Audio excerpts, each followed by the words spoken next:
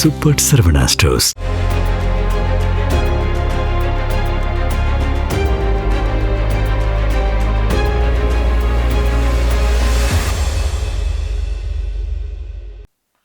நேர்களே, இன்றைக்கு மத்திய கிழக்கில் ஏற்பட்டிருக்கக்கூடிய போர் பதட்டத்தில் நாம் இன்னைக்கு சில செய்திகளை பேசுகிறோம்.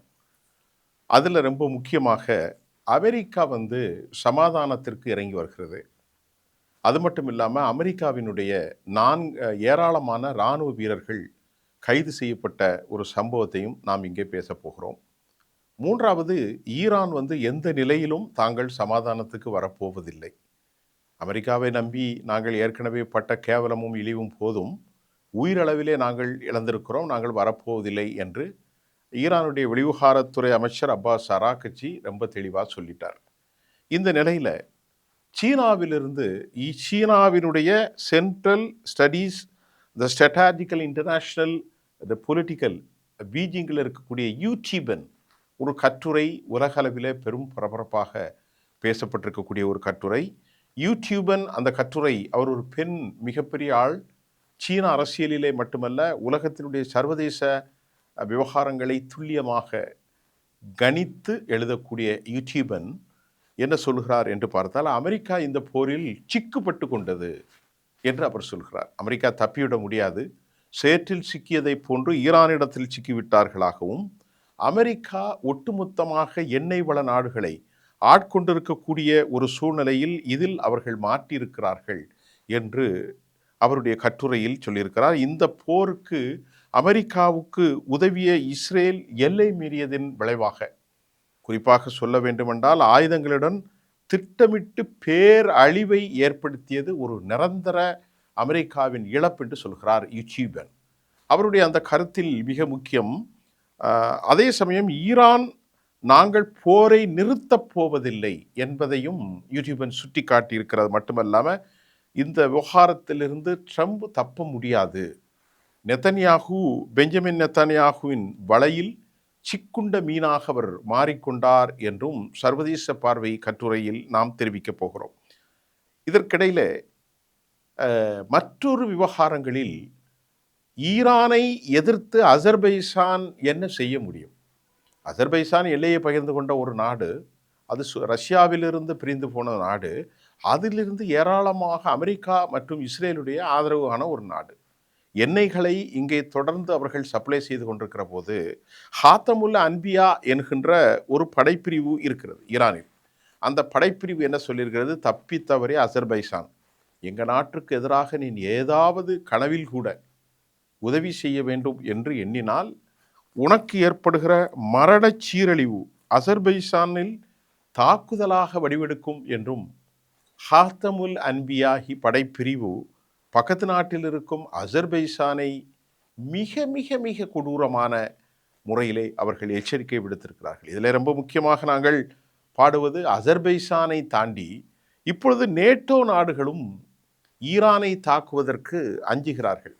அசர்பைசான் இந்த அச்சுறுத்தலை கேட்டவுடன் அசர்பைசான் என்ன சொல்லிவிட்டார்கள் என்றால், எங்களுக்கும் உங்களுக்கும் பல ஆயிரம் ஆண்டுகள் உறவு உண்டு, நீங்களும் நானும் ஒரே அண்ணன் தம்பிகள், நாங்கள் எந்த நிலையிலும் உங்களுக்கு எதிராக செயல்பட மாட்டோம் என்று அசர்பைசான் மெதுவாக அமெரிக்காவுடைய ஆதரவு நிலையிலிருந்து, யூதர்களின் ஆதரவு நிலையிலிருந்து அவர்கள் தங்களுடைய முயற்சியை விலக்கி கொண்டிருக்கிறார்கள்.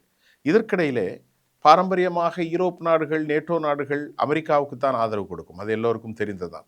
ஆனால் இந்த முறை சுவிட்சர்லாந்து, ஸ்பெயின் போன்ற நாடுகள் பல பலமான கண்டனத்தை தெரிவித்திருக்கிறார்கள். நேட்டோ நாடுகளுடைய கூட்டமைப்பாக இருக்கக்கூடிய ஸ்வேனியா இருக்கக்கூடிய ஸ்பெயின் தங்களுடைய நாட்டையோ தங்களுடைய தளத்தையோ ஒருபோதும் நாங்கள் அமெரிக்காவுக்கு அனுமதிக்கப் போவதில்லை என்று சொன்னவுடன் டொனால்ட் ட்ரம்ப் என்ன பண்ணிவிட்டார்? அவருக்கு மேல் வரி விதிப்பை அதிகரித்தினார். அதை குறித்து கூட அவர்கள் கவலைப்படவில்லை. மாறாக என்ன செய்தார்கள் என்று சொன்னால், நாங்கள் எங்கள் நிலையில் உறுதியாக இருக்கிறோம், இந்த போர் ஒரு அநீதியான போர் என்பதை அவர்கள் சொன்னார்கள். சுவிஸ் சொன்னது, இது தேவையற்ற பெரும் விளைவுகளை ஏற்படுத்தும், எந்த ஒரு காலகட்டத்திலும் அமெரிக்காவின் நடவடிக்கைக்கு நாங்கள் அனுமதிக்க மாட்டோம் என ஸ்பெயின் மற்றும் சுவிட்சர்லாந்து போன்ற நாடுகள் மட்டுமல்ல, ஆனாலும் வலிமையாக நேட்டோ நாடுகளிலிருந்து எல்லா போர்களிலும் அவர்களுக்குத்தான் ஆதரவு கொடுப்பார்கள். ஆனால் நேட்டோ நாடுகள் அவர்களுக்கு ஆதரவே கொடுக்கவில்லை என்பதையும் நாம் இங்கே பார்க்க வேண்டும். அமெரிக்கா அனைத்து ஐரோப்பா நாடுகளிடத்திலே கைவிடப்பட்டதற்கு உச்சபட்சமாக அமெரிக்காவின் உடன்பிறந்த சகோதராக இருக்கக்கூடிய இங்கிலாந்து பிரித்தானியா தான் அமெரிக்காவின் முக்கியம். ஆனால் பிரித்தானியாவுடைய பற்றி செய்திகள் கொடுத்தார்கள், கொடுக்கவில்லை, தந்தார்கள், தரவில்லை என்கின்ற ஒரு சூழ்நிலையில் பிரித்தானியா என்ன சொல்லிவிட்டது என்று சொன்னால், எங்களுடைய டியூகோ கார்சியாவை நீங்கள் பயன்படுத்தக்கூடாது. இன்று வரைக்கும் அமெரிக்கா பங்கர் பாஸ்டர் போடுவதற்கு B2 பாம்பர்ஸ் போடுவதற்கு பிரித்தானியா கொடுத்தால் மட்டும்தான் டியூகோ கார்சியாவிலிருந்து அந்த விமானம் புறப்பட முடியும். ஏனென்றால் ஒரு பங்கர் பஸ்டருடைய எடை 14 டன், அதாவது 14,000 கிலோ. அதை போட வேண்டுமென்றால் B2 பாம்பர்ஸ் மட்டும்தான் யூஸ் செய்ய வேண்டும். அதை அவர்கள் தடுத்து விட்டார்கள். அது மட்டும் இல்லாமல் நம்ம ஏற்கனவே சொல்லியிருக்கிறோம், அது மட்டும் இல்லாமல் அவர்கள் RAF ஃபேர்ஃபோர்டு விமான தளத்தையும் பயன்படுத்த அனுமதி மறுத்து விட்டார்கள். அதே போன்று ஸ்பெயினுக்கு ஏற்கனவே அவர்கள் அமெரிக்காவுக்கு எதிரான நிலையில் இருந்தபோது ஸ்பெயினுக்கு ஆதரவாக பிரான்சும் நின்றது. இப்பொழுது அவர்கள் கப்பலை அனுப்பி வைத்திருக்கிறார்கள் என்றெல்லாம் அது நிச்சயமாக ஈரானை எதிர்த்து அடிப்பதற்காக ஒருபோதும் வலிமையான ஒரு யூரோப் நாடுகள் இல்லை என்றும், ஆப்கனில் பெற்ற ஒரு கசப்பான உணர்வும், அமெரிக்க அதிபர் டென்மார்க்கினுடைய ஆதரவில் இருக்கும் கிரீன்லாந்தில் அத்துமீறுவதும், நேட்டோவின் நாடுகளில் ஒன்றான அல்லது நெருக்கமான கனடாவை அவர்கள் அச்சுறுத்துவதும், பெஞ்சமினுடைய போக்கில் அதாவது பெஞ்சமினுக்கு ஆதரவாக நாம் ஏன் களத்தில் இறங்க வேண்டும் என்று நன்கு உணர்ந்ததால் யூரோப் நாடுகள் அமெரிக்காவுக்கு ஆதரவாக இருக்கவில்லை. உக்ரைனில் கேவலப்படுத்தியது, உக்ரைனில் ரஷ்யாவோடு தனித்து பேசியது எந்த விதத்திலும் யூரோப்பியர்களுக்கு பிடிக்கவில்லை. ஆகவே ஐரோப்பா கைவிட்டு விட்டது அமெரிக்காவை. அதை போன்று அசர்பைசான் கைவிட்டு விட்டது. திருப்பி சொன்னால் மத்திய கிழக்கு நாடுகளே கைவிட்டு விட்டது. இப்பொழுது இந்த போரின் மீதாக 1940களுக்கு முன்பு அல்லது 30களுக்கு முன்பு ஏற்பட்ட ஒரு நிலையை மத்திய கிழக்கு அடையப் போகிறதா? அவர்கள் மீண்டும் ஒட்டகம்தான் மேய்க்கப் போகிறார்களா என்ற கேள்வி எழும். காரணம், அந்த அளவிற்கு தாக்குதலை தொடர்ந்து வலிமைப்படுத்தி கொண்டிருக்கிற நேரத்தில் சீனாவுக்கு தூதத்தை அனுப்புகிறார்கள் சவுதி அரேபியா, கத்தர் போன்ற நாடுகள். ஜெர்மனுக்கு தூதை அனுப்புகிறது அரபு நாடுகள். எப்படியாவது இந்த போரை முடிவுக்கு கொண்டு வாருங்கள். ஆனால் ரஷ்யாவுக்கும் அனுப்பப்படுகிறது. ஆனால் அமெரிக்காவையும் இஸ்ரேலையும் அவர்கள் மதிப்பதில்லை. காரணம், இதில் ஒரு கருத்து என்ன சொல்லப்பட்டிருக்கிறது என்றால், இத்தனை தாக்குதலுக்கு பின்பும் எந்த ஒரு தாக்குதலையும் அந்த ஒட்டுமொத்த அரபு நாடுகளிலிருந்து தாக்குதலே நடக்கலை. இவ்வளவு பெரிய பேராயுதங்கள், 400 ட்ரில்லியனுக்காக அதாவது ஒப்பந்தங்கள் எல்லாம் போட்டார்கள். எல்லாம் போட்டு பணத்தையும் கொடுத்தார்கள். அவர் இங்கே வர, சல்மான் அங்கே போக. அது மட்டும் இல்லாமல் சிரியாவில் இருக்க கோலானி அபு முகமது அல் கோலானியோடு நட்புறவு கொள்ள, சிரியாவில் எத்தனையோ ஆண்டுகளுக்கு பின்பு அமெரிக்கா குடியேற்ற எல்லாமே வீணாகப்பட்டு விட்டது. முதலீடுகளில் 300 லட்சம் கோடிக்கு மேல் எத்தனை லட்சம் கோடிகளை போட்டிருக்கிறார்கள்? ஏனென்றால் அவர்களுக்கு இவர்கள் படம் காட்டியிருக்கிறார்கள் என்பது தெளிவாகிவிட்டது. இவர்களுடைய ஏர் டிஃபென்ஸ் சிஸ்டமோ எதுவுமே வேலைக்கு ஆகவில்லை என்பது தெளிவாகி இருக்கிறது. இதற்கிடையில் உலகத்தில் கொந்தளிக்கக்கூடிய ஒரு செய்தி குழந்தைகளை கொண்டது. அந்த குழந்தைகளை கொன்றதை அமெரிக்கா நாங்கள் எல்லாம் கொல்லவில்லை என்று சொன்னபோது CNN அந்த படத்தை எடுத்து விட்டது. வீடியோவில் 163 பச்சிலம் குழந்தைகளை அமெரிக்கா டொமஹாக் ஏவுகணைகள் மூலம் கொலை செய்தது. இந்த கொலைக்கு பின்னால் யார் இருக்கிறார் என்றால் அமெரிக்கா என்பதை உறுதி செய்தவுடன் அமெரிக்க அதிபர் என்ன சொன்னார்? இல்லை, நீங்கள் சொல்லவில்லை. அவர் முதலில் சொன்னார், யூதர்கள், அதாவது ஈரானிடத்திலே டெலிகாம் சிஸ்டம் கிடையாது, கண்ட்ரோலிங் கிடையாது, நாங்கள் தான் எல்லாம் வச்சுருக்கோம், அவங்க எங்கேயோ அடிக்க வேண்டியதை எங்கேயோ மாறி அடிச்சிட்டு அப்படின்னு போய் சொன்னார்.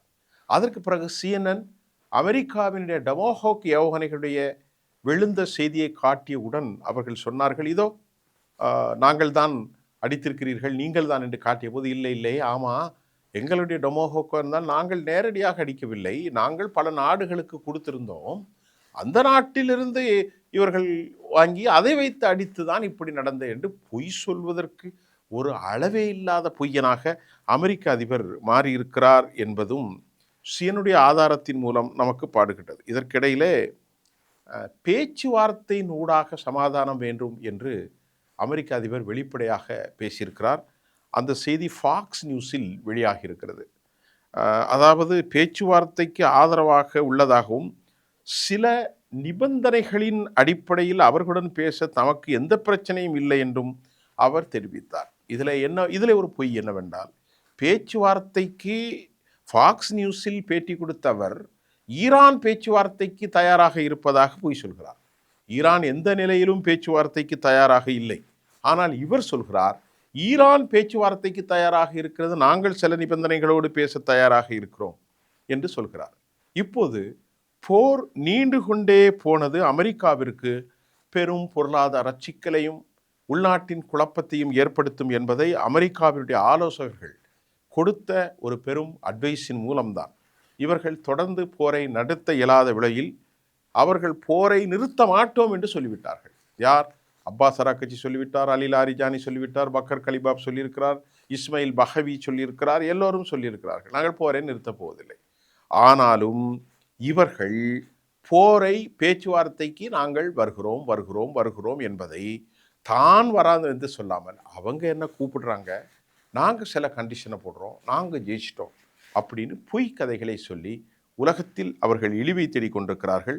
அரபு நாடுகத்தில் அமெரிக்கவர்கள் நாங்கள் உதவி செய்யவில்லை, பொய் சொல்லி கொண்டு வருவதையும் நாம் அனைவரும் அறிவோம் என்ற கருத்தும் இப்பொழுது வெளியாயிருக்கிறது. இதற்கிடையிலே சவுதி அரேபியா, ஐக்கிய அரபு அமீரகம் மற்றும் கத்தர் ஆகிய 3 நாடுகள் அமெரிக்காவின் நெருங்கிய கூட்டாளியாக இருந்தாலும் அவர்கள் தாக்கவில்லை என்ற செய்தியும், மத்திய கிழக்கு நாடுகள் மத்தியில் ஈரான் தாக்குதலுக்கு பிறகு தற்போது ஒட்டுமொத்த நிலைகளும் மாறியிருக்கிறது. அமெரிக்காவுடைய ரேடார் கருவிகள் முழுமையாக அடிக்கப்பட்டதால் அதை தடுப்பதற்கு இயலாத ஒரு சூழ்நிலையில் இன்றைக்கு மாறியிருக்கிறார்கள். இன்றைக்கு கூட கொர்ரம்ஷோர் 4 1 டன் எடை உள்ளதை வைத்து தாக்கியிருக்கிறார்கள். அமெரிக்கா பஹ்ரைன் கப்பல் படை தளத்தை அது தாக்கியதும் தற்போது இந்த நிலை பயங்கரமாக இருக்கிறது. ஏனென்றால் ஈரானில் ஏற்பட்ட சேதாரம் வெளியே வருகிறது. ஆனால் யூத நாட்டில் ஏற்பட்ட சேதாரம், அமெரிக்க தளங்களிலிருந்து சேதாரம் வெளியே வர மறுக்கிறது. அனைவரும் மத்திய கிழக்கிலிருந்து வெளியேற அமெரிக்கா உத்தரவிட்டிருக்கிறார்கள். காரணம், மீண்டும் மீண்டும் தாக்குதலை அவர்கள் இன்னும் பல மாதங்களுக்கு வலிமைப்படுத்த போதை தாக்குப்பிடிக்க அமெரிக்கா இயலாது என்பதுதான் உண்மையாக இருக்கின்றது. இதற்கிடையிலே பிராந்திய வல்லரசாக இன்றைக்கு ஈரான் மாறியிருக்கிறது. அவர்களை ஒன்றும் செய்ய முடியாது.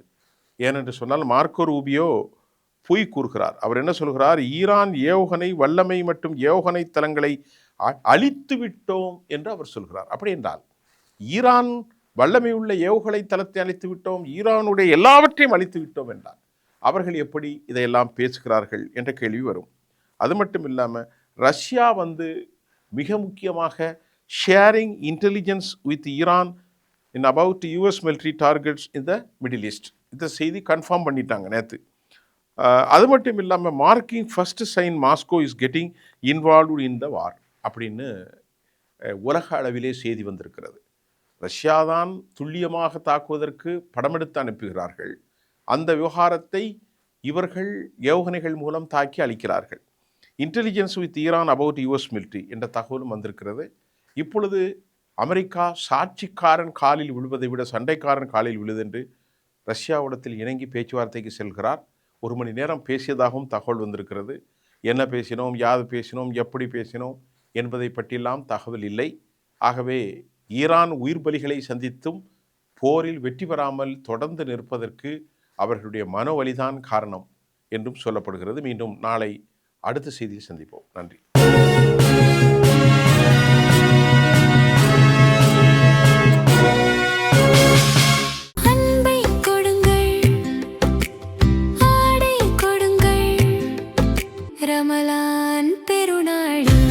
Super Sarvana Stores.